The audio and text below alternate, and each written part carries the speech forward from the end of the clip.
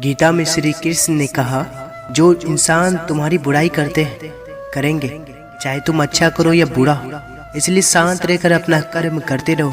निंदा से मत घबराओ। निंदा उसी की होती जो जिंदा है।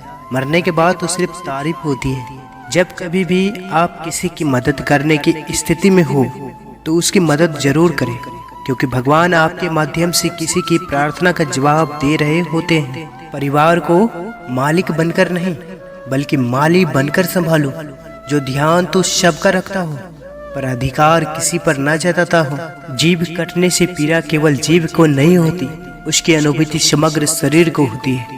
वैसे ही मनुष्य को पीड़ा होती है तो समग्र संसार उस पीड़ा का अनुभव करता है। जब तक संसार में एक मनुष्य भी प्रेत है तब तक वास्तव में किसी का भी सुख संपूर्ण नहीं। जो व्यक्ति स्वार्थ और लोभ में फंसकर अपनों का साथ छोड़ता है उसका कोई अपना नहीं बनता।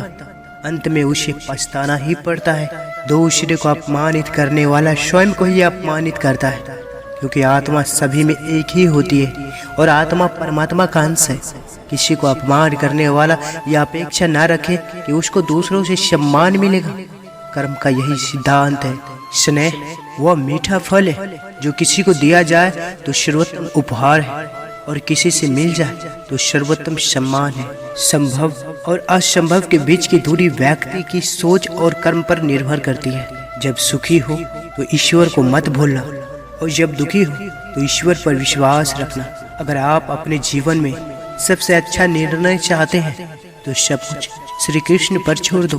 कभी कभी हम गलत नहीं होते, पर हमारे पास वो शब्द ही नहीं होते जो हमें सही साबित कर सके। आशा और विश्वास कभी गलत नहीं होते। यह हम पर निर्भर करता है कि हमने आशा किससे की और विश्वास किस पर किया। सब दुख दूर होने के बाद मन प्रसन्न होगा, यह हमारा भ्रम है। हकीकत यह है कि हम मन प्रसन्न रखें, सब दुख दूर हो जाएंगे। दो प्रकार के इंसान संसार में स्वर्ग के ऊपर स्थित होते हैं। एक तो जो शक्तिशाली होकर क्षमा करता है और दूसरा जो दरिद्र होकर भी कुछ दान करता है। प्रभु श्री कृष्ण कहते हैं, मेरी इच्छा के बिना तुम्हें कोई छू भी नहीं सकता, तो भय किस बात का है जब मैं स्वयं तुम्हारे साथ हूँ। हमेशा याद रहे कि ईश्वर के सिवा आपके आंसू, दर्द और दुख को कोई भी नहीं समझ सकता। इसलिए हर समय ईश्वर का स्मरण रहे। मन को इतना मजबूत बनाओ कि किसी के किसी भी प्रकार के व्यवहार से मन की शांति भंग न हो पाए। कुदरत बड़ी समझदार और मेहरबान है, क्योंकि उसने आदमी को सोचने की क्षमता सबसे बड़ा तोहफा दिया है। लेकिन अफसोस की बात है कि बहुत कम ही लोग इस महान तोहफे का पूरा इस्तेमाल कर पाते हैं। हे भगवान, दुख में भी सुख का अनुभव किया है जब मैंने आपका स्मरण किया है। एक उत्तम जीवन के लिए यह स्वीकार करना आवश्यक है कि सब कुछ नहीं मिल सकता। खुद से बहस करोगे तो सारे सवाल सुलझ जाएंगे। अगर दूसरों से करोगे तो और नए सवाल खड़े हो जाएंगे। जब मनुष्य इंसान अपनी गलती का वकील और दूसरों की गलतियों का जज बन जाता है तो जीवन में फैसले नहीं फासले हो जाते हैं। समय और स्थिति कभी भी बदल सकती है, अतः कभी किसी का तिरस्कार एवं अपमान न करें और न ही किसी को तुच्छ समझें।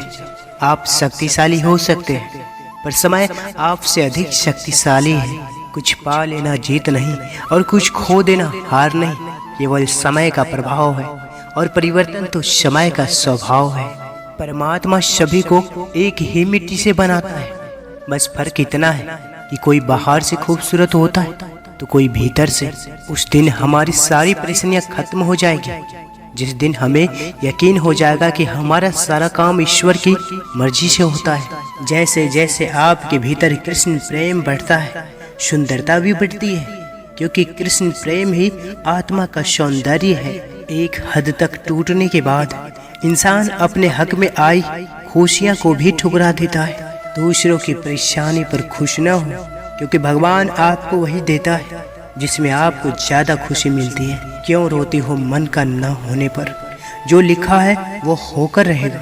एक रास्ता बंद करने से पहले भगवान 10 रास्ते खोल देते हैं।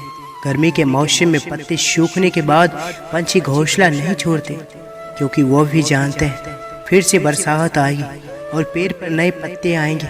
जो हुआ उसे भूलकर नई शुरुआत करो और याद रखो, जिसका कोई नहीं होता उसका भगवान होता है। वो क्षण अत्यंत ही कठिन होता है जब दुखों से भरा मन सबके सामने मुस्कुराने का नाटक करता है। मनुष्य जन्म बड़ी मुश्किल से मिला है।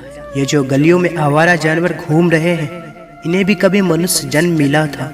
इनमें से कोई डॉक्टर था, कोई इंजीनियर था, कोई और। इनके गुरु भी इन्हें भगवान का भजन, सत्संग, शास्त्र अध्ययन व धन्यवाद करने को कहते थे। तब ये हंस कर के जवाब देते थे कि हमारे पास समय नहीं है। और वो मनुष्य जन्म हार गए। भगवान का भजन नहीं किया, सत्संग नहीं किया, धर्म अनुसार आचरण नहीं किया, नहीं धन्यवाद, पशु योनि में आ गए। अब देखो समय ही समय है। बेचारे गली गली आवारा घूमते हैं, कोई दुत्कारता है तो कोई फटकारता है। कर्म बहुत रुला डालते हैं, किसी को नहीं छोड़ते। अब नहीं समझेंगे तो कब समझेंगे।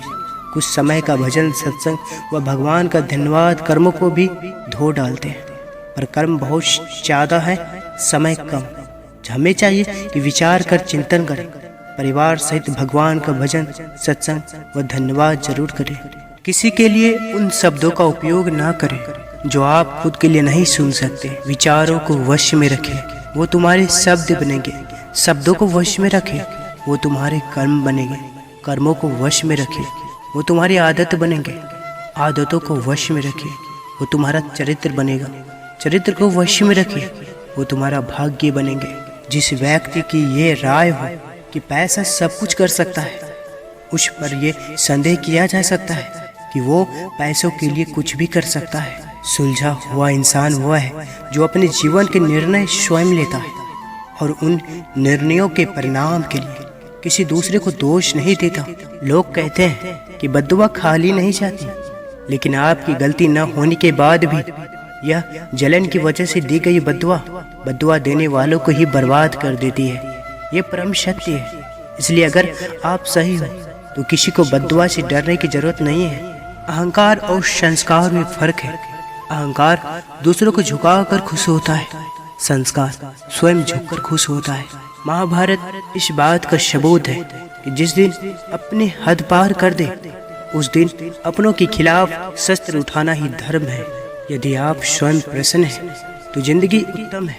यदि आपकी वजह से लोग प्रसन्न हैं तो जिंदगी सर्वोत्तम है। जब इंसान अंदर से टूट जाता है तो बाहर से मिलने वाली हर खुशी उसे सिर्फ हंसा सकती है, परंतु अंदर से खुश नहीं रख सकती। जब किसी के नाम को बार बार पुकारा जाता है तो उसे मुड़कर देखना ही पड़ता है कि कौन उसे बुला रहा है। उसी प्रकार जब ईश्वर के नाम का सिमरन निरंतर किया जाता है तो ईश्वर उनकी पुकार जरूर सुनते हैं। इंसान की संपत्ति न दौलत है न धन है, उसकी संपत्ति तो उसका हंसता हुआ परिवार और संतुष्ट मन है।